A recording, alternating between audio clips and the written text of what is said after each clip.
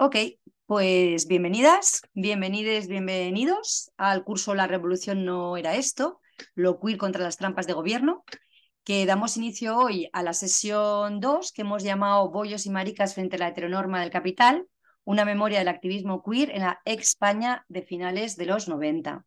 Y bueno, como el título ya lo dice todo, o lo dice explícitamente, el propósito de esta sesión pues será hacer un recorrido por las disidencias sexuales organizadas en la escena política española de la década de 1990. Y bueno, las preguntas que habíamos pensado para animar la discusión que tengamos después, que seguro que surgen muchas más y distintas, pero bueno, eran estas, ¿no? ¿Cuáles fueron los elementos más rupturistas y subversivos de los colectivos queer de este periodo? ¿Qué cabría recoger hoy de toda su insolencia y macarrismo militantes?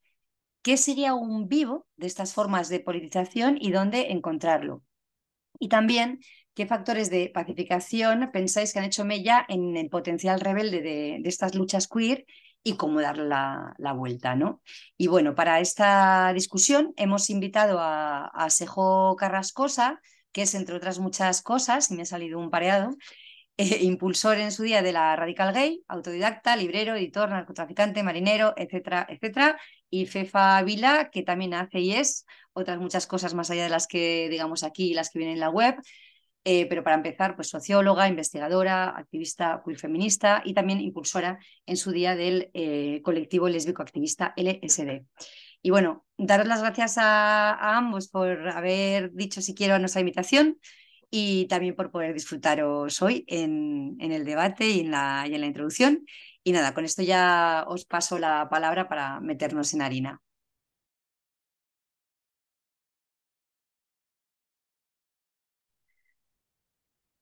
Sejo, no se te oye. Ya. Es que ricasco. Marisa. Bueno, igual empiezo yo un poco, Fefa, si no te importa, Me parece simplemente, estupenda, me parece una simplemente idea por estupenda. situar. Eh, Creo que es importante siempre en estos casos hablar de que cuando hablamos un poco de la historia, por no decir de que, cualquier tiempo pasado, hay que situarlo siempre en un espacio, en un tiempo concreto.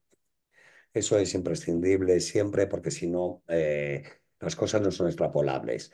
Ni ahora podríamos tomar el Palacio de Invierno, ni por supuesto cortar la cabeza a los monarcas en la Plaza de la Bastilla, cosa harto deseable. Pero eso es lo que me parece a mí que es importante, ¿no? Es situarnos siempre en un espacio-tiempo concreto, ¿no?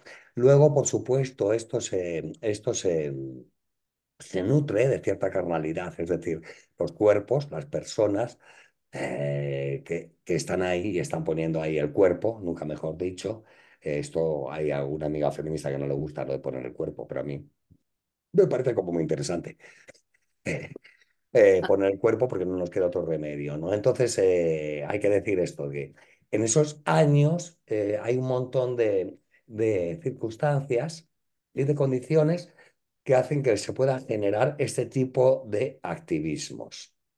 Eh, ¿Cuáles serían? Bueno, pues hay una especie, estamos hablando de los 90, pero también estamos hablando de los finales de los 80. Yo creo que los finales de los 80 son una época de desencanto, por utilizar un término de la época, y entonces es como una especie de laissez-faire, bueno, esto es lo que hay, ya está, no se puede hacer mucho, ¿no? El activismo estaba, digamos, en baja intensidad comparado a lo que había sido, por ejemplo, en la década de los 70, ¿no? En los 80, sin embargo, fue totalmente, ya no quedaba, ¿no? Los activistas éramos cuatro o cinco, los del tambor, ¿no? Ahí había nuevas, sin embargo, había nuevos retos verdaderamente que sí aglutinaban a gente. Ya no eran masas en el sentido leninista del término, ¿no? Sino verdaderamente ya hablamos de grupos mucho más pequeños, ¿no? Entonces, en estas épocas verdaderamente hay una cosa que yo creo que es importante, ¿no? Tenemos como, por un lado, la cuestión del SIDA. Me parece que es importante y hay que remarcarla porque el SIDA verdaderamente representaba cierta urgencia corporal, nunca mejor dicho, ya que te morías.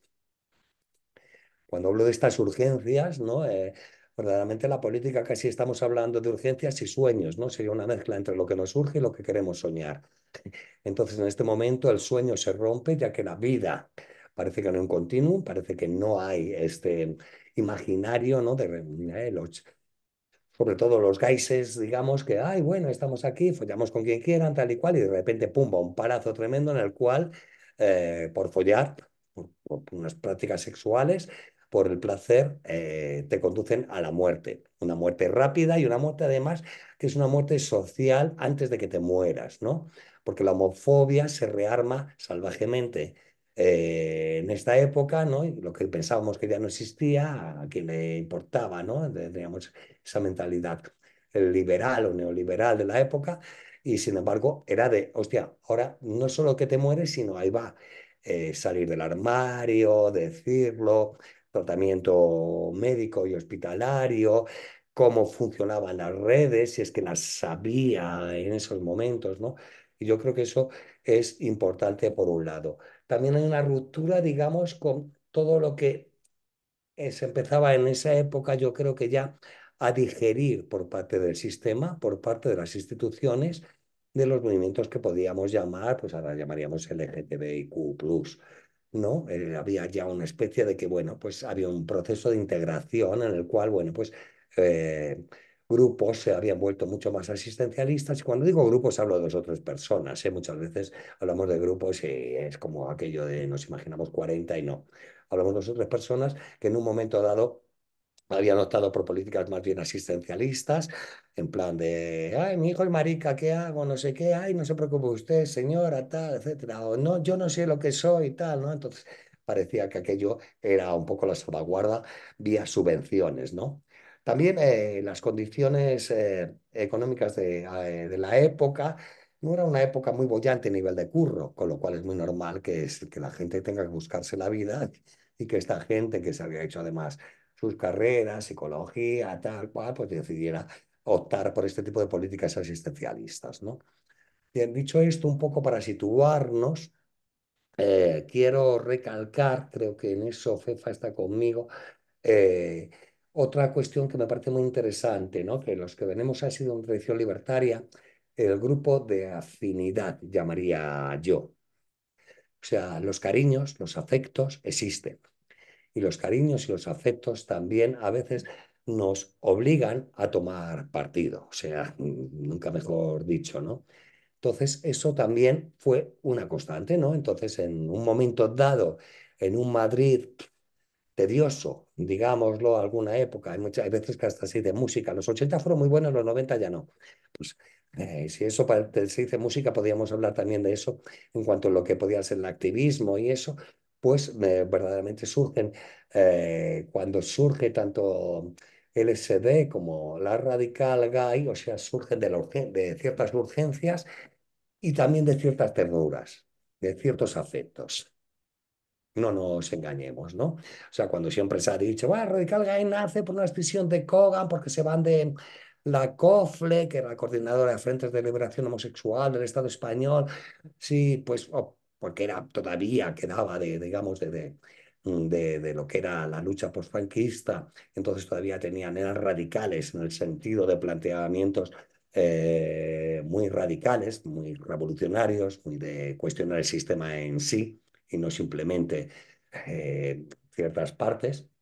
Bueno, pues surge de eso, pero también hay más necesidad, ¿no? Esto surge en Lavapiés, no es ajeno al movimiento de ocupación, no es ajeno a la insumisión, tampoco, y no es ajeno también a ese letargo que se había producido en los movimientos LGTB. Pues las lesbianas históricas, digamos que estaban estancadas, habían tenido sus grandes debates y tal, pero estaban como estancadas verdaderamente en qué podía plantearse.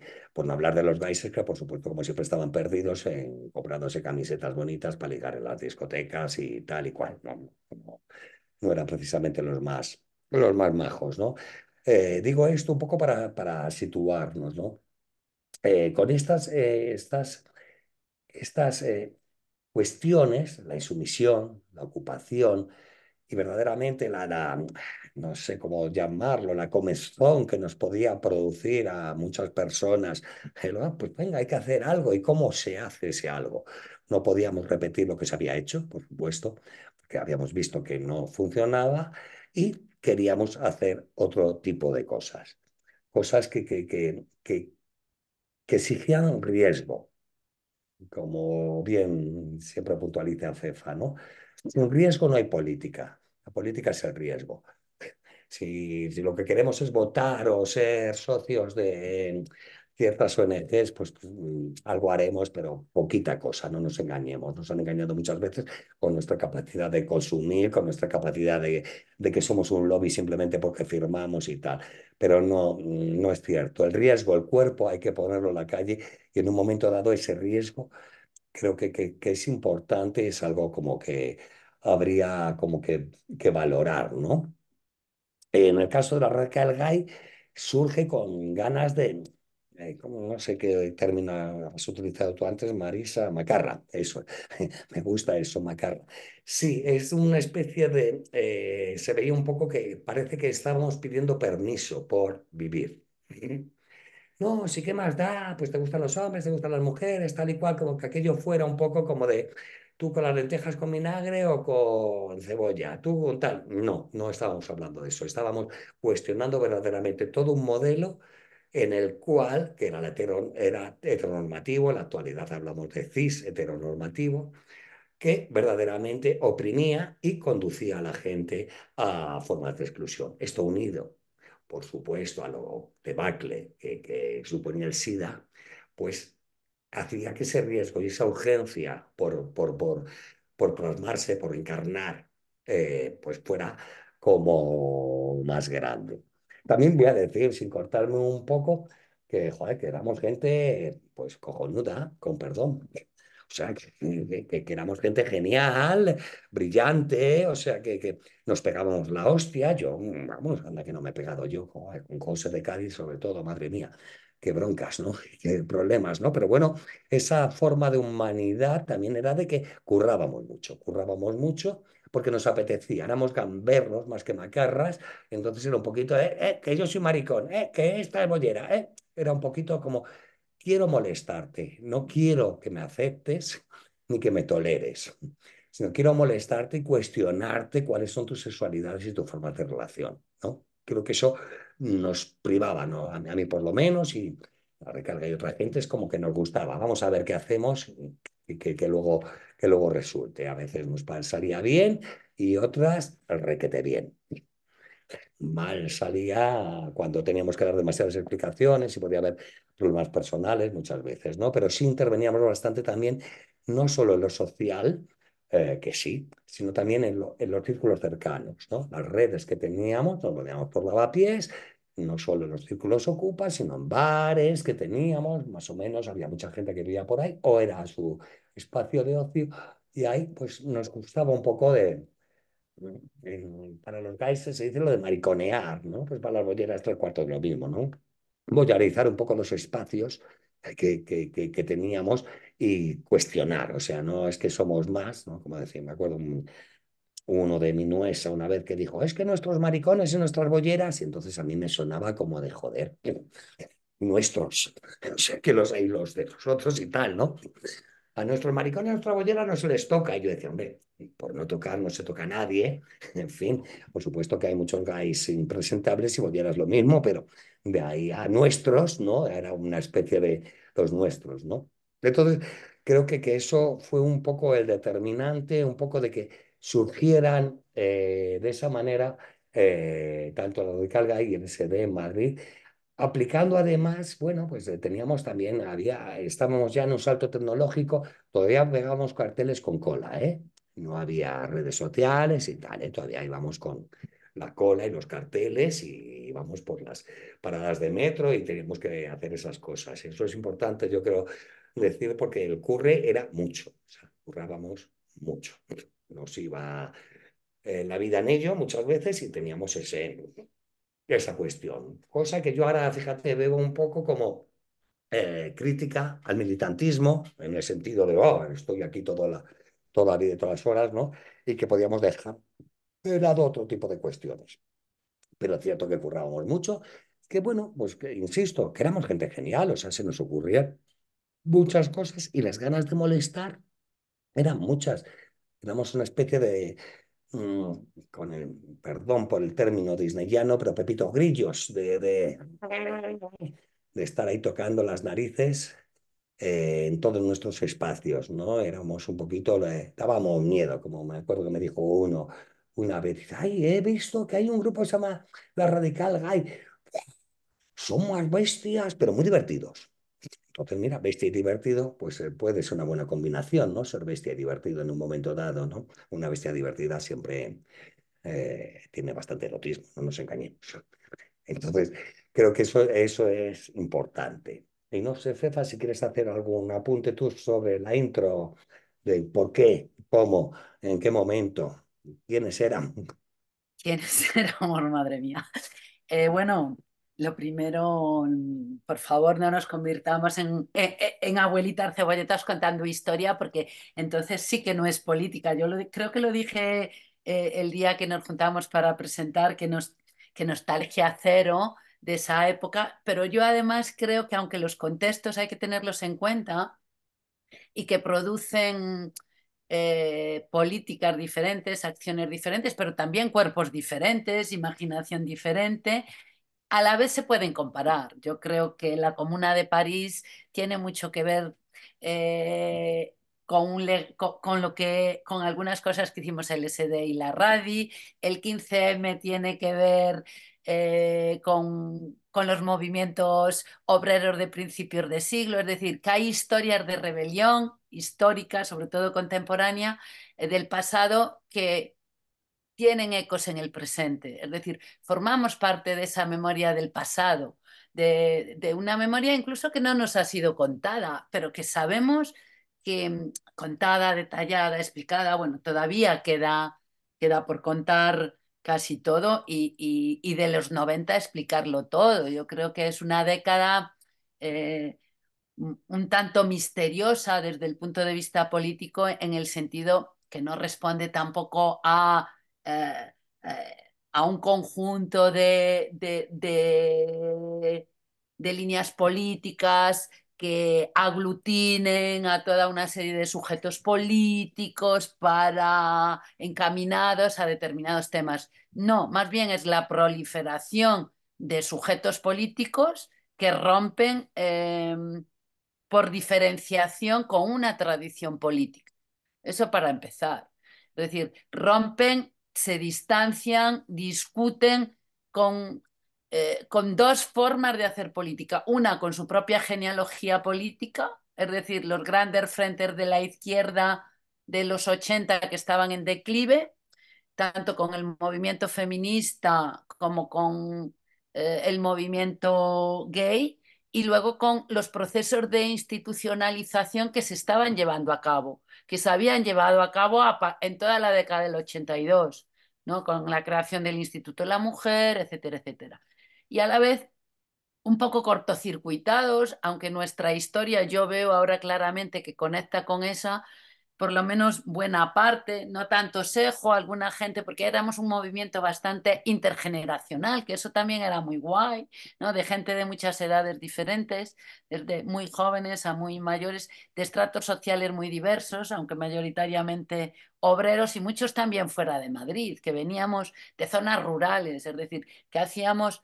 que hacíamos en Madrid al llegar de gente que llegábamos del pueblo, como era mucha gente, bueno, yo, Liliana, gente del SD o de provincias pequeñas que llegaban a la Radical Gay o emigrantes o del extranjero. Es decir, había ahí también una amalgama importante de experiencias políticas, pero también una ruptura con nuestra propia experiencia política, tanto personal como histórica, y a la vez desconectados de los años 70 y en nuestro pálpito, en nuestra herencia política, muy conectados con las formas de pensar políticamente el movimiento, los primeros movimientos, los FARC, ¿no? Los primeros movimientos mixtos de maricas y bolleras y travestis y trans, o sea, de esa subjetividad que luego quedó reducido al homosexual, pero que realmente no era el homosexual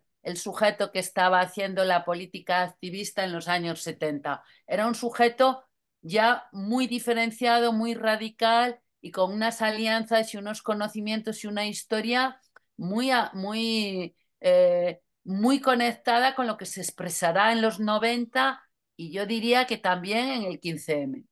¿Vale? Lo que pasa es que la década de los 80 es una década bastante desastrosa políticamente, ¿no? Bueno, yo estaba en Vigo, estaba aquí, viví, sentía como pulsión política la reconversión industrial, todo el proceso de reconversión y nuestro paso o nuestras rupturas iniciando los 90 tienen mucho que ver o están ancladas con lo que significó el 92. Yo creo que 1992 es un sujeto político en el sentido de articular nuevas alianzas y también en ver nuevas diferencias, tanto de clase social como de identidad, como de formar de hacer activismo. Y también quemados, o sea, daba pie a una contracultura que se enfrentaba a esa idea de progreso, a esa idea de pertenencia a la comunidad europea, de pertenecer ya al porvenir de la globalización, mientras que para nosotras la globalización era la muerte, era globalizar el virus, el SIDA, la homofobia, el paro estructural, las imposibilidades de básicamente lo mismo, de tener muchos problemas para vivir en las ciudades y para poder tener una vida distinta. Entonces, yo creo que el SD y la RADI forman parte de ese contexto de ruptura de tradiciones y de crear también interrogantes con nuestra propia historia política. Es cuando generacionalmente empezamos a interrogar nuestra propia historia política y también la historia política de la globalización que empezamos a vivir. Es decir, que tengamos conexiones con ATAP, con Lesbian Avengers, con América Latina, forma parte con París, con Berlín, con el movimiento Ocupa Europeo, también forma parte de esa necesidad de interrogar a un nuevo sujeto político y de a la vez hacernos con esa historia. Y yo creo que lo que tiene de chulo dentro de que es una historia del fracaso en sí misma, no hay nada que celebrar, eh, tiene que ver con la idea de esa búsqueda de un nuevo sujeto político. Y esa búsqueda tiene que ver con la afectividad y tiene que ver con la representación también de un nuevo cuerpo, de una nueva sexualidad y de una nueva forma de querer habitar el espacio público-privado desde el punto de vista de la identidad sexual, ¿vale? Que en los 80 estaba totalmente armarizada o encerrada o empezaba a tomar una vía muy asistencialista en sus versiones más políticas. Y para el caso de las bolleras era un sujeto político muy encerrado en el movimiento feminista, discutido en el movimiento feminista, pero con muy poca articulación pública en tanto que sujeto colectivo. ¿Vale? Teníamos las representantes, los discursos, pero faltaba de alguna manera articular ese gamberrismo también, pero esa necesidad de demostrarte que podías ser un sujeto político en lo público, que podías desplazar y enfrentarte a códigos que eran altamente violentos. Por supuesto, para los gays, pero se presuponía que los gays tenían ese espacio público y las lesbianas era un espacio público que teníamos que ganar totalmente. Entonces, plegarse plegarse a ese espacio político de una manera mixta, de nuevo, después de los 60, es decir, unir nuestra acción o los riesgos políticos que asumíamos, no tanto en plataformas feministas o en coordinadoras de gays y lesbianas o en coordinadoras feministas que operaban en los años 80 y de alguna manera en los 90, nos dio mucha libertad y mucho aprendizaje en realizar no solo acciones, sino en establecer alianzas tácticas en relación al SIDA, pero en relación a la ocupación, en relación a la insumisión, en relación a la sexualidad, en relación a la discriminación laboral, en relación a la noche y las fiestas, en relación a muchísimas cuestiones que eran fundamentales, porque partíamos de un momento en que todos los espacios que teníamos estaban por liberar. Es decir, nuestras propias casas estaban por liberar, nuestros propios cuerpos, de alguna manera, estaban por liberar. Era un campo para reconocer, también para el disfrute sexual, del goce, de nuevas prácticas sexuales. Los espacios del trabajo estaban por liberar, los espacios de las librerías estaban por liberar, la universidad, por supuesto, la fábrica, los bares, incluso los espacios cercanos o ganados, como los ocupas, estaban por liberar. Entonces, eso nos dio también una forma de actuar muy descentralizada, muy espontánea, muy no desapegada de la teoría ni de la reflexión, porque yo creo que todos éramos bastante pedantes y y muy leídas, pero era lo que menos importaba, francamente. Eso lo dábamos por hecho.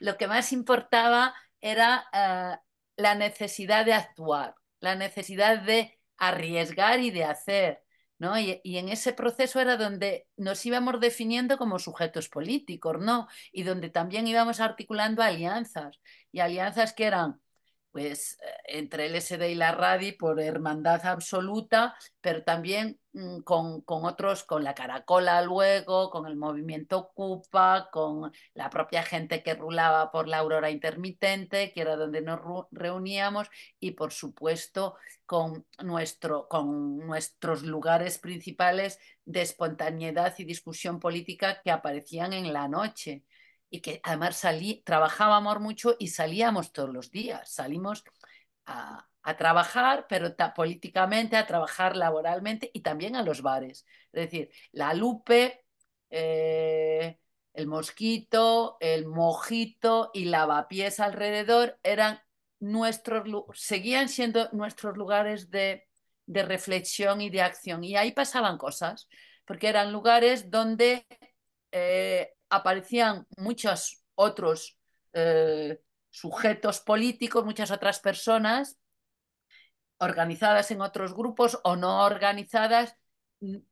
A partir de ese encuentro se articulaban acciones, pero también surgían nuevas discusiones. Por ejemplo, se alimentó mucho en esas relaciones nocturnas toda una crítica a la heteronorma y a la heterosexualidad en tanto que norma, ¿vale? Y eso surgió en discusiones que iban a los bares, que iban en relaciones que teníamos establecidas con otras amigas y permeaban a otros grupos políticos que no eran LSD y que no eran la radio.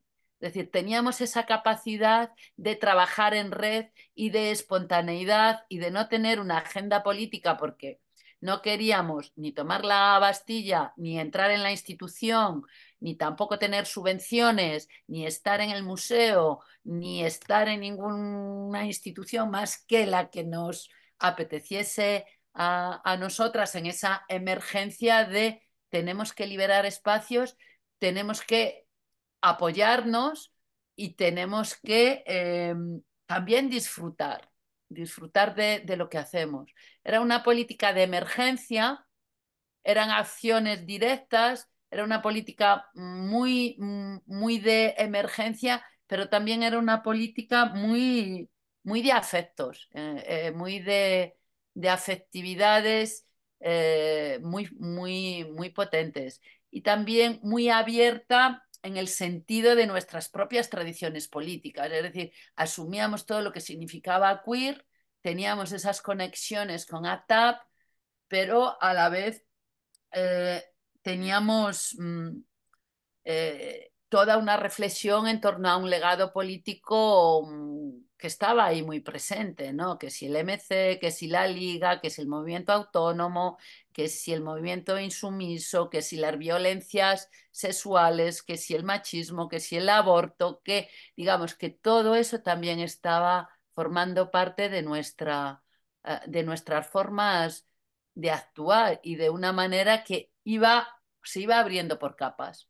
Y esas capas estaban determinadas por la urgencia y el riesgo que asumíamos en un momento determinado, ¿no? Sin planificar demasiado que teníamos que ser 100, que si eso ni se planteaba, que si éramos pocos o muchos, no, simplemente pensábamos que teníamos que hacer y nos poníamos a hacer porque había esa pulsión deseante en relación en relación a los espacios y en relación a qué suponíamos nosotros, nosotras, en esos espacios en ese momento. Y los espacios eran pues prácticamente todo, pero por supuesto la calle y lo que pasaba en el espacio público, ¿no? Y teníamos tiempo también, no sé, era la sensación de que trabajábamos mucho, pero no trabajábamos asalariadamente, no estábamos tan encerrados. Yo creo que eso es algo que también determina a los cuerpos actuales, que hay el capital ha ganado en relación a un determinado uso del tiempo que en los 90 digamos, o finales de los 80 y prácticamente toda la década de los 90 esos usos del tiempo todavía creíamos que podíamos crearlos nosotros. Es decir, no pensábamos el tiempo linealmente, no pensábamos tanto en que había que comprar una casa, en que había que currar, en buscar curros estables, o sea, estábamos todavía eh, permitiéndonos definir un tiempo que no era nada heterosexual, por otra parte, era también una crítica a esos usos del tiempo y a esos órdenes del tiempo del propio día, pero también de los propios años en relación a las vacaciones, en relación a muchísimas cosas que ni tan siquiera estaban en nuestras cabezas.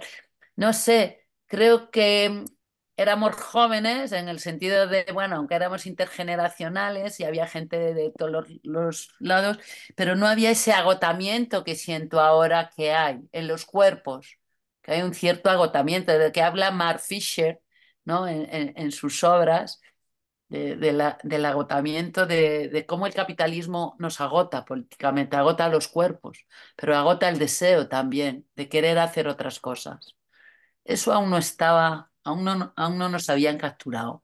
Ese era el contexto, un contexto además muy determinado, lavapiés, pero luego con muchas conexiones, pues con Euskadi, con Barcelona, con Galicia, empezaba a haber como una proliferación de pequeños grupos que es que además éramos pequeñísimos en el sentido real, pero que dábamos mucho dábamos mucho la lata. Sí, es cierto que es muy importante, creo que la ruptura con la heterocronía, ¿no? El tiempo hetero ese sí que sí que fue importante. O sea, cuando hablo de trabajar mucho, yo me acuerdo de los 28 Jotas, era palizón. Pero claro, entonces había que currar mucho, había que... Ahora también habría que currar mucho, pero me explico. Carteles, no sé qué, el comunicado. Todavía no llegábamos a los medios de comunicación, es decir, ni existían las redes, ¿no? pero era como un continuo, ¿no? Pues me voy a casa de no sé quién y esta noche estamos haciendo un manifiesto al mismo tiempo que estamos haciendo una nota de prensa, al mismo tiempo que estamos preparando carteles para pegar. También creo que es importante como las identidades, que fuéramos un grupo, la Recal Gaigo y el LSD Otto, de maricas y de bolleras, eh, nuestras alianzas, aparte de los afectos, también nos unía las opresiones, no las identidades, ¿no? Entonces, el rollo hiperidentitario, postidentitario, creo que era importante también, ¿no? Cómo podíamos abrirnos a diferentes sensibilidades en las cuales las opresiones se encarnaban, ¿no? Sobre todo a partir del SIDA, ¿no? Era de, bueno, esto, a ver qué pasa con los yonkis, a ver qué pasa en las cárceles, ¿no? Mm. Esto creo que nos abría, al mismo tiempo que con bien espacios de ocupación, pues si hay un espacio que se ocupa, también un cuerpo se ocupa. Y también el deseo tiene que ocupar esos espacios. Y un deseo que no es normativo, ¿no? Creo que ahí era como importante esto. No sé qué me ha pasado, pues no sé, Te has quedado sin luz. no habré pagado otra vez. Lo de pagar hay veces que, ay, qué pesada es la gente con la energía, de verdad. Ahora, bueno, tengo otra más así. Entonces creo que eso también era como importante. Y esta ruptura epistemológica que se nos daba, no, que se encarnaba en nuestros cuerpos de cuestionar la heteronormatividad, ¿no? No nos privaba, ¿no? Nos privaba y nos sigue privando. Yo creo que en la actualidad, claro, estamos en otro tiempo donde las cuestiones tecnológicas han variado mucho. Insisto en que poníamos carteles, lo de poner carteles con, con cola de pegar en paredes, o sea, era un hándicap, o sea, había que irse con unos cubos, hacer la cola, poner los carteles. Incluso me acuerdo en Vallecas que tuvimos un encuentro con ¿cómo se llamaban estos fascistas? Sáenz en Estrellas o tal y cual, y estábamos ahí pegando los carteles 28J y de repente yo veo a unos que están pegando carteles también y conocí a Sáenz en Estrellas de eso de, hostia, este ha salido la tele fascista. Pues mira, yo creía que nos mataban. Creo que no nos hicieron ni caso, menos mal, ¿eh? Porque si no nos matan, pero digamos que ese riesgo también se asumía. También quiero decir esto de los carteles y que no había tecnología con la producción gráfica que teníamos. Nuestra producción de consignas, eslóganes e imágenes era grande. O sea, sabíamos que podía ser rupturista y nos gustaba utilizarla como una especie como una especie no, sino como una guerra cultural que verdaderamente plasmábamos ahí. O sea, el primer cartel Mm. de Radical Guy, me acuerdo que fue de pequeñita, también me gustaba. Era una apelación al sexo intergeneracional con un cartel 50 por 70 que nos hicieron en par de dos, unas amigas bolleras que tienen un estudio de diseño, de imprenta, y era en Filmascope, de pequeñita también me gustaba, con una lámina griega de un Erastés y un Erómenos ahí y tal, y era de, bueno, estamos saliendo ya por la puerta grande, ¿no? Hoy en día yo creo que apelar a sexualidades intergeneracionales, o sea, tenemos una autocensura que no sabríamos ni cómo decir, ¿no? Pero nuestra producción gráfica sí que era como grande, ¿no? Gráfica y también de discurso, que también la producción gráfica venía seguida del discurso, ¿no? Yo me acuerdo de la exposición de las esculturas lesbianas del SD, aquello, o sea, y dice Cefa, íbamos a los bares, pero íbamos a los bares a la bronca, ¿no? De, joder, qué brutas estas, cómo han hecho, yo no pongo ese cartel, esto es totalmente, cosificar el cuerpo de la mujer. Bueno, entonces tú ibas ahí, cerveza tras cerveza, tenías que estar cuestionándote con un montón de gente hetero, aliada, entre comillas, a defender, no, no, esto es tal, esto es cual, y esto yo creo que era interesante, o sea, seguir un poco ya haciendo una llamada a la reflexión, ¿no? Una llamada a la reflexión, piénsate lo que tienes tan claro, porque esto se abre, ¿no? Hay que pensar mucho más. También todo esto, lo que ha dicho antes Cefa, también era desde una postura totalmente autónoma, en la cual la relación con las instituciones era inexistente, ¿no? cuando ya verdaderamente habíamos estado en un proceso exacto, donde ya las ciertas luchas ya se habían asimilado y digerido por el sistema, Instituto de la Mujer, políticas medioambientales, etcétera, etcétera, o por no hablar de el ínclito Pedrito Cerolo hablando de derechos, derechos, derechos, derechos, derechos, derechos, derechos, y me ponen derechos, derechos, hay que luchar por los derechos, derechos. Joder, y muchos decíamos, ¿qué derechos? Estamos torcidas desde nacimiento, hombre. Estamos ya mal. Sí, sí, que no me hables de derechos a mí, que si me pongo de pie me mareo, y sigo torcida, ¿no? Entonces creo que eso también fue como importante. Digo esto porque, claro, el motivo del curso y de esta charla es un poco, ¿esto ahora cómo se haría? Pues yo, desde luego, no tengo las soluciones, pero sí es cierto que las condiciones materiales de vida en la actualidad son muy diferentes. Lo que decía Fefa, en la recalga y nos empezamos a reunir los domingos por la tarde. L. No es que el domingo por la tarde, oye, porque era cuando más o menos podíamos todos, pero luego nos reuníamos los viernes por la tarde. Mm, La actualidad, intentarse también. reunirse un miércoles, un jueves, puede ser imposible. La gente tiene turnos, cursos, no sé qué. Su vida, su espacio-tiempo está totalmente submitido al capital y es como muy difícil. Entonces tenemos que hacer estas cosas, de vernos aquí en ventanitas para reunirnos. Pues no, pues se pierde todo. Es muy difícil ahora mismo la vertebración de yo no quiero ser pesimista, aunque lo soy, de cómo podemos ahora mismo hacer frente, ¿no?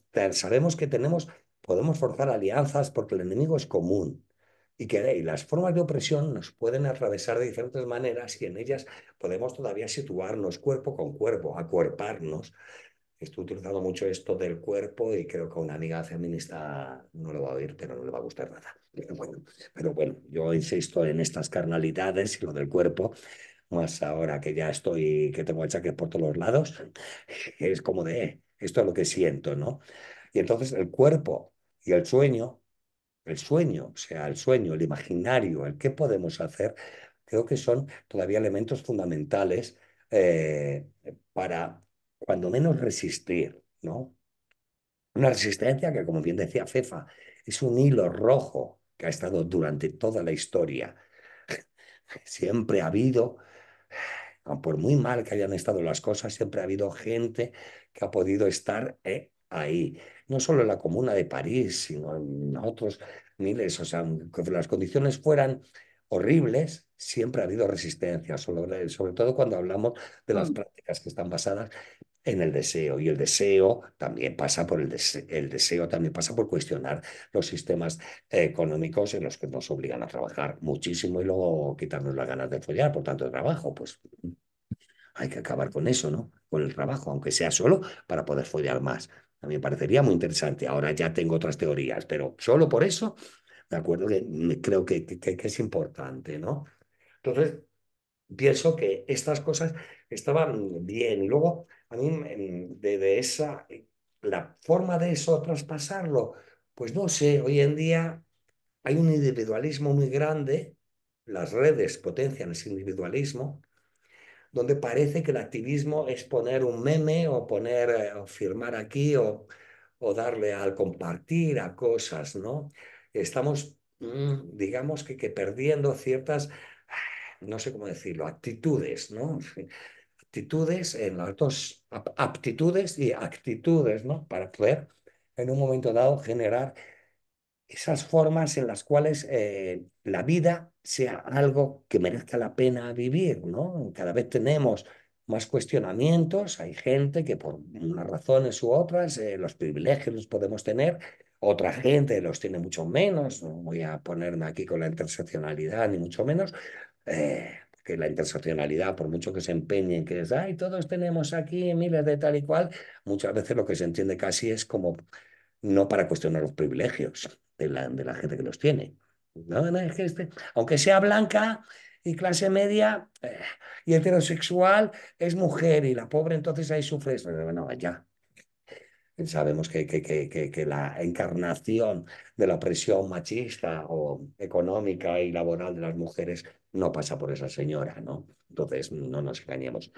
Digo esto porque en la actualidad yo veo que no es que sea difícil, sino que no, no sé cómo explicarlo. Hay muchas trabas para verdaderamente intentar que nos relacionemos. Parece que nos estamos relacionando mucho más porque tenemos estas redes, pero eso no nos está acercando.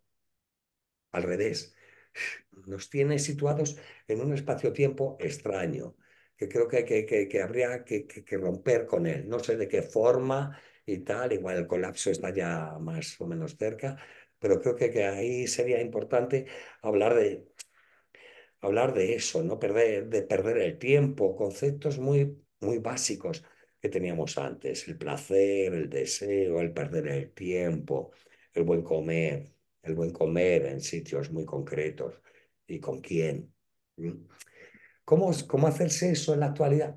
Lo ignoro, ¿eh? No soy yo, ni estoy en la actualidad, estoy el más activista del avión, ¿no? De hecho, pues yo ya también me he vendido a las instituciones y trabajo para ellas y me doy cuenta que trabajo un 90% para la institución y un 10% de trabajo de verdad para lo que puedo hacer. Y dices, pues vaya, van como unas hostias, ¿no? Ya hemos perdido también esa realidad, eso de tocarnos y tocar lo que podíamos cambiar, plasmar, modelar de alguna u otra forma, ¿no? Bueno, y Sejo, también hay un cierto grado en la política que requiere de no planificación, de espontaneidad, De totalidad. por lo menos para un cierto tipo de política contracultural, y que a partir de ahí las resistencias tomen vida o se plasmen en cosas concretas. Y para que esa espontaneidad surja mm, se necesita aburrimiento, pero se necesita transitar y buscar a los tuyos, o sea, dejar que sucedan cosas de todo tipo, ¿no? Es como intentar elucubrar con otros acciones y no programar de alguna manera. Entender la política como fuese dar una clase, asistir a un curso, es decir, eso forma parte de una reflexión de aprendizaje comunitario, pero no activa los procesos de resistencia, ni tampoco de preocupación o de malestar. El malestar históricamente y ahora también necesita sus propios lugares de encuentro, no sé cómo decirlo, de un lugar donde ese malestar pueda ser escenificado de alguna manera. Y ese malestar no se escenifica individualmente, ni dándole a un meme, eh, ni tampoco en un curso regular, ni en un curso como el que estamos haciendo, ni en un curso en la universidad. De hecho, el movimiento estudiantil no existe. Y digamos que la energía política más potente es en teoría es la joven, ¿no? Los viejos, los mayores, en teoría, como nos cuesta más modificar nuestros hábitos, nuestras conductas, en teoría, tampoco ya lo creo, yo creo que ya actualmente necesitamos de una amalgama de energías intergeneracionales que operen del pasado al presente y del futuro al presente. Pero, por ejemplo, la pregunta es, ¿por qué el movimiento estudiantil, marica, boyero, no existe? ¿Por qué los jóvenes no están? ¿Por qué las enseñanzas secundarias son páramos? Tiene que ver con una forma de falta de espontaneidad, ¿no? De no haber espacios de ruptura con la obediencia, con el tiempo, pero también con unas rupturas que hasta hace poco eran necesarias para crear contracultura. Por ejemplo, no ir a clases o irte al bar a discutir o toda una serie de cuestiones que son fundamentales para que algo surja, ¿no? O enfrentarte a la policía o ver por qué no tengo un espacio donde estar, donde puedo estar. tiene que ver con esa precariedad, pero no con una precariedad que siempre tuvimos, ¿no? Que en los 90 y en los 80 también teníamos poca pasta, no había curro, pero pasaban muchas cosas. No teníamos alquileres baratos ni nada semejante, aunque ahora se haya disparado, pero sí existía esa posibilidad de desobedecer, de una energía que que, que se buscaba para ir a la contra, para desobedecer, para cuestionar, en definitiva, de una manera muy espontánea, las instituciones que regulan nuestra vida, sea la familia, había que pirarse de la familia, sea la iglesia, la apostasía y todo lo que suponía la religión, sus códigos, la visita del Papa aquí, que hicimos mogollón de acciones contra la iglesia, cualquier momento era una cuestión también de contra el ejército, la insumisión, todo lo que suponía, etcétera, etcétera, contra el trabajo y contra las formas también de discriminar y de usar el tiempo, el trabajo, por supuesto, contra la universidad y contra la escuela, ¿no? De hecho, dimos muchas clases en la escuela y no solo como una cuestión asistencial de salir del armario, sino cómo las doctrinas o cómo las enseñanzas hacen que la reproducción de la heterosexualidad está anclada en esas instituciones, ¿no? Y la reproducción del capital también está anclada en esas instituciones. Entonces era a la vez un movimiento que podía ser hiperidentitario para desidentificarse y para cuestionar las instituciones. Era a la vez cultural y era a la vez material. A esa discusión que tuvieron en Estados Unidos aquí, entre Fraser y Judith Butler, por ejemplo, que es algo que está en nuestra bibliografía, sobre lo meramente cultural y demás, eso aquí en nuestra tradición política no existe, porque lo material y lo cultural están altamente imbricados, ¿no? Otra cosa es que ahora, con todos los discursos, con el triunfo de la globalización y de un sistema de vida, de mundo, de relación triunfante, digamos que las señas sociales de desobediencia, digamos, ibérica, por decirlo de alguna manera, eh, las hayamos perdido. Hay un poco de desmemoria, ¿no? De qué hacíamos en los 70, están ahora, por ejemplo, o qué hacíamos en los 90. Y yo creo que rastrear nuestra memoria ibérica y nuestros tiempos ibéricos, en tanto que desobediencias, pero en tanto que irregularidades y particularidades políticas,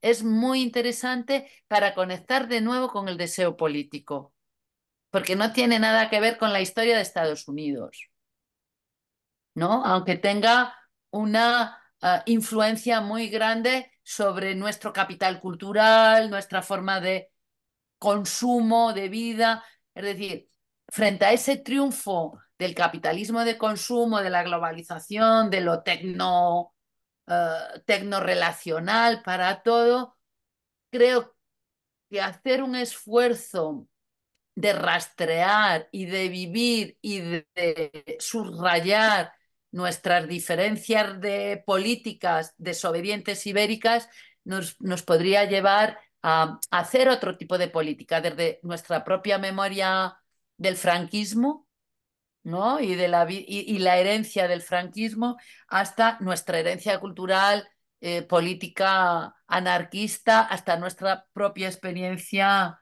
de luchas feministas, ¿no? Incluso hasta nuestra propia experiencia de crítica a las instituciones, a la institución, al Estado, al poder, pero también a las instituciones, como una forma de retomar porque no hay recetas, pero es de retomar el deseo político. Y el deseo político necesita mucho del afecto y de la improvisación, del riesgo, pero del riesgo tiene que ver con la espontaneidad. Hay un momento espontáneo que solo podemos provocar cuando necesitamos buscar a los otros para ser alguien, para que te expliquen lo que eras. En los 90 el SD y la RADI y en general las identidades de las disidencias sexuales están en movimiento porque necesitan buscar a los suyos para existir, para desobedecer. Y ese movimiento es el que hay que alimentar. Ese movimiento de ¿dónde están los míos? Pero claro, los tuyos tienen que estar en algún lado. El tema es que ahora están en todos lados y en ningún lado. Esa es la sensación paradójica que yo tengo en relación a lo que podríamos llamar un movimiento de disidencia sexual o queer. No, es ese discurso que lo permea, pero a la vez la inexistencia del cuerpo desobediente y de un cuerpo que produce vida desobediente, ¿no? Más allá del discurso, más allá de todo lo que podamos estar hablando aquí o que se pueda hablar o que se pueda escribir. Lo más importante, lo decía Javi el otro día, es decir, no es escribir un libro, lo más importante es qué pasa con el libro, ¿no? ¿Y qué hacemos con un libro escrito, ¿no? Eso, ¿qué produce? ¿Qué produce ese libro? Pues con esto pasa un poco igual. Creo que estamos en un momento altamente reactivo y muy extremadamente atomizado y ya no articulado a partir de las diferencias radicales. Y que creo que es lo que habría que subrayar, ¿no? Las diferencias radicales frente a realidades que a la vez son tremendas, ¿no? Y que esas alianzas tienen que ser tácticamente definidas y apostadas. O sea, léase migración, léase precariedad económica, léase problemas con la edad y la vejez, o sea, de las propias personas LGTB, ¿no? Hay toda una serie de cuestiones que, que tienen que ser establecidas en conexión, en un movimiento, en un encuentro en establecer ese tipo de encuentros. Yo creo que, bueno, Madrid y las grandes ciudades también creo que empiezan a ser un problema para crear, y a la vez es el lugar histórico de la política, ¿no? Yo creo que haya espacios, a lo mejor en Madrid, como La Villana o como determinados espacios donde puedan pasar cosas, o barrios donde puedan pasar cosas que aglutinen de una manera espontánea, insisto, no programada, no de decir, tenemos que quedar para ver si no sé qué, no sé cuánto. Eso sucede luego, ¿no? Pero creo que necesitamos de un cierto grado de deseo espontáneo, de que surja algo espontáneamente. Y para que surja esa energía política espontánea, digamos que los cuerpos, las personas, por no decir los cuerpos, nos tenemos que encontrar físicamente, nos tenemos que abandonar también en los otros. Y eso no sucede, no está sucediendo. Y cuando sucede son grandes ritos de consumo, como el 28J. Bueno, pienso que el orgullo crítico rescata de alguna manera esa energía política desobediente de la radical gay del SD, pero es un día. O sea, yo lo que no veo es la energía política que fluya en el cotidiano, con la de cosas que hay que, ¿no? O acciones inesperadas, como sucedían en los 90. O sea, dos personas podían hacer una acción, ¿vale? Hasta Urri hacía acciones él solo, ¿no? En Sol, en ese tipo de personajes, ¿no? Eh, que dos ya somos muchos, ¿no? Y que podemos hacer algo. Y, y aquí, pues eso no pasa, ¿no? No está, o no está pasando, o yo no lo estoy viendo desde luego. Y lo que sí estoy viendo es que hay muchísima proliferación de discurso, de discusión, pero no de espontaneidad, no de encuentro, ¿no? Nos faltan los gamberros. No hay gamberras, no hay macarras ya. Es Y como, sí, yo pienso además, y a mí, yo me he quedado estoy contento. Es raro porque eso, pocas veces estoy contento con lo que pasa a mi alrededor, ¿no? Pero estoy contento porque fíjate, ahora mismo desde el feminismo hay una apuesta muy grande por un cambio radical de las estructuras de pensamiento y por ende de relaciones materiales. Es decir, poner la vida en el centro. Cuando hablamos de poner la vida en el centro, estamos hablando ya de, no es esos deseos que nos han metido y tal, sino verdaderamente qué es lo importante, ¿no? Creo que hay que hacer reflexiones sobre esto, que es importante. Si en aquella época lo del SIDA suponía una importancia grande porque nos moríamos, en la actualidad también.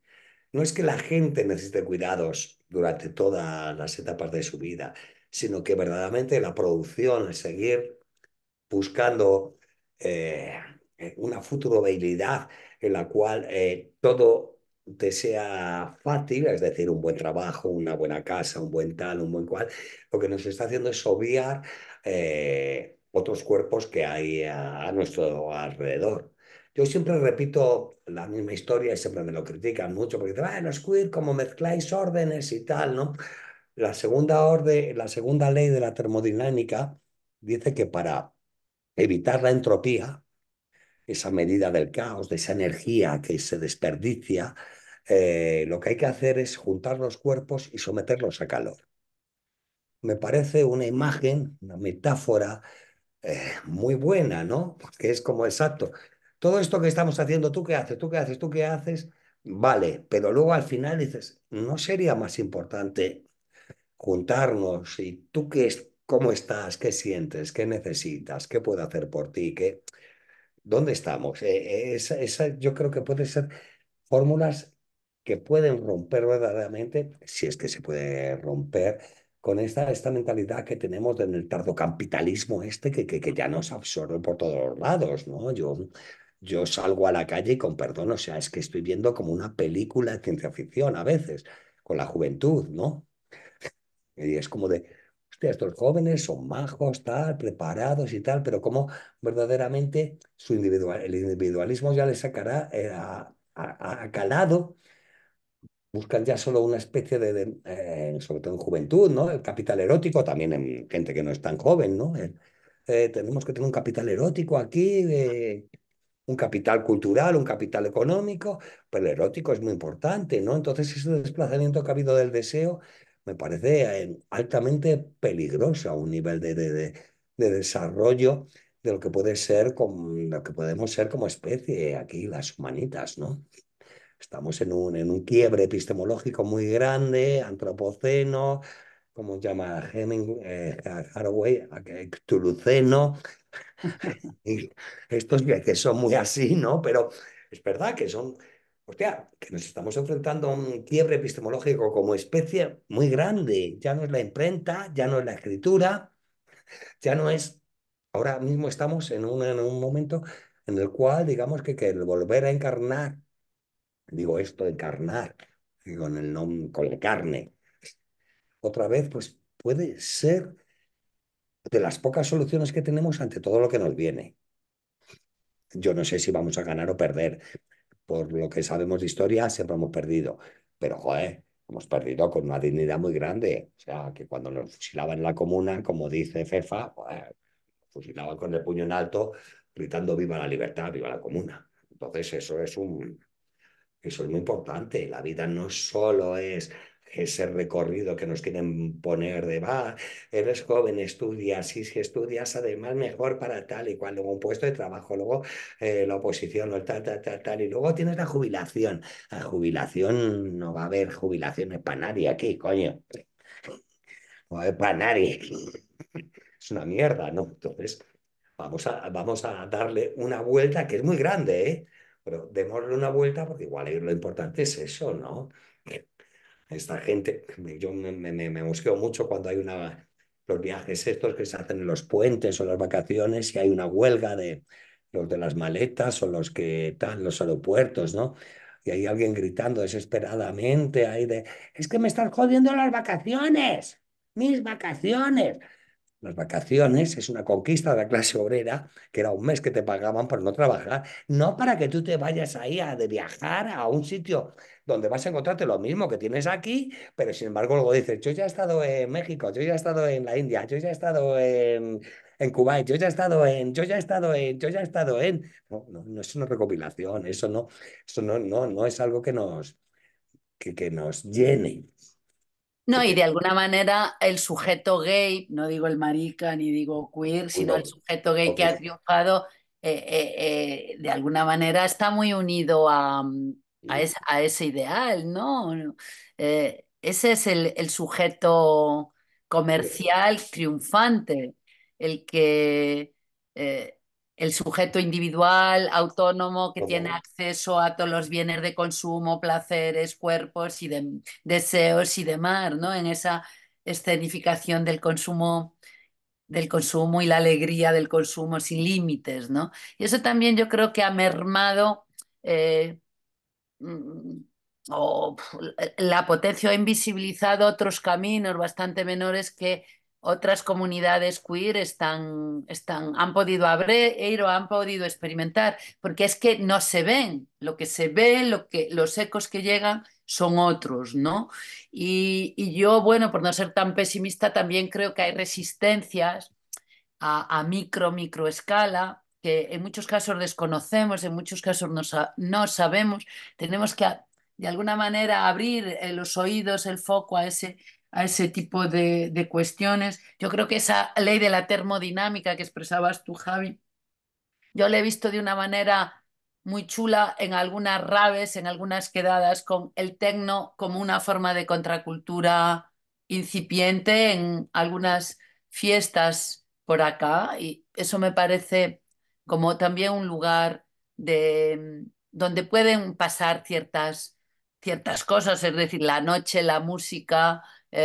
El encuentro, o sea, la noche que no sea mercantil, ¿no? Y que pueda ser un lugar de exploración y de apertura, porque de alguna manera los cuerpos y la memoria desobediente de bolleras, de maricas, de trans, está muy ligada a la noche. ¿No? Es como la noche no, era lo que nos daba, lo que nos hacía libres. El día, ¿no? Los vampiros vivimos de noche. Eso lo decía muy bien Paco Vidarte, ¿no? Realmente cómo los órdenes del día son órdenes heterocapitalistas, ¿no? Heteropatriarcales, heteronormativos. Digamos que los tiempos, los órdenes o los desórdenes de la noche tienen mucho más que ver con nuestra especie en tanto que desobediente, ¿no? En tanto que no normativa sexualmente. Entonces, la noche, yo creo que lo que pueda pasar por las noches también hay que escuchar, ¿no?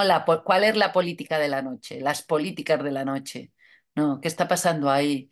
¿Y qué está pasando con determinados disidentes sexuales en esos espacios? Y luego también, pues que hay mm, por lo menos unas ganas de reflexionar en torno a la materialidad de la vida. Y eso también me parece interesante.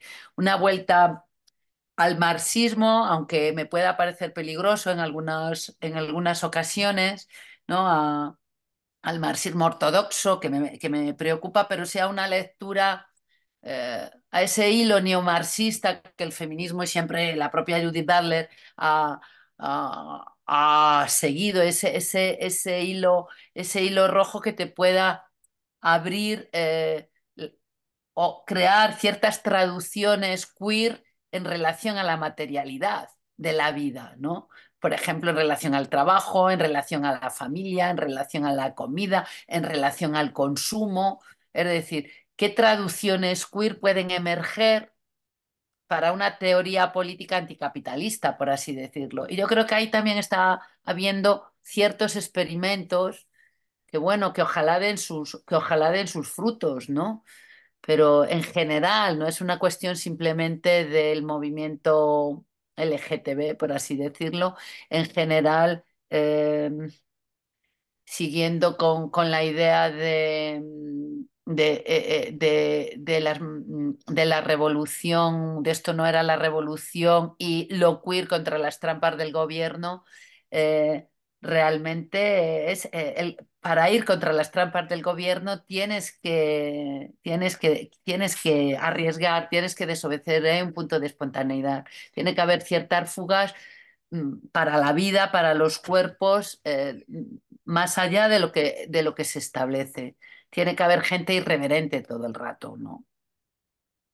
y también no quedar atrapados en las políticas de identidad, que puede ser, que a mí me parece bien, digamos, tácticamente, en algún momento, eh, como un deseo de afirmación que revele una realidad opresiva que no es vista por la mayoría, pero que ese momento tiene que ser eh, rápidamente desarticulado, ¿no? Que no se puede crear movimientos hiperidentitarios, excluyentes, en tanto que gay, marica, mujer, 8% maltratada, negro, gitano.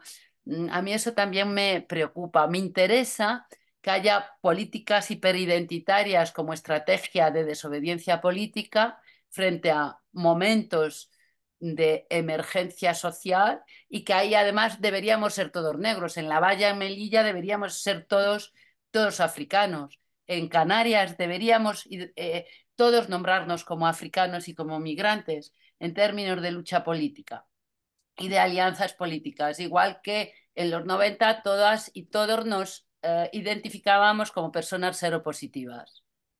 Es decir, estratégicamente eh, eso debería crear amalgama y no crepúsculos hiperidentitarios de tú no que eres blanca, tú no que eres clase media, tú tampoco porque tienes trabajo fijo, tú porque eres de pueblo. No sé, eso a mí también me preocupa. Yo creo que a veces para hacer política es necesario crear políticas hiperidentitarias de manera estratégica y que no queden ahí, que luego se, que luego desaparezcan, ¿no? Pero esas alianzas políticas a veces necesitan de identidades políticas grandes, fuertes, que estratégicamente respondan a un momento determinado y que luego se disuelvan. Yo creo que también es necesario. Y sin embargo, vivimos todo lo contrario. Vivimos como en la cuartilla, cada uno en su cuadrito y sin hacer ningún frente común frente a las miserias de la vida que nos toca vivir, ¿no? Nadie nos nombramos como otros en ningún momento. Y bueno, eso yo creo que